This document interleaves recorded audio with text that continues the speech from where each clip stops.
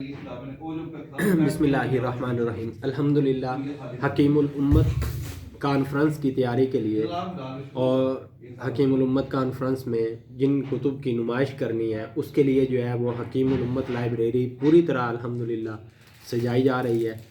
और उम्मीद है कि अहले ज़ौक़ हज़रात इस लाइब्रेरी को देख के हैरान होंगे कि ये लाइब्रेरी वो है कि जिसमें हज़रत हकीमुल उम्मत शाह अशरफ अली थानवी रहमहुल्लाह की अक्सर किताबें, बहुत ज़्यादा किताबें, 1400 से ज़ायद किताबों के हज़रत मुसन्निफ़ हैं।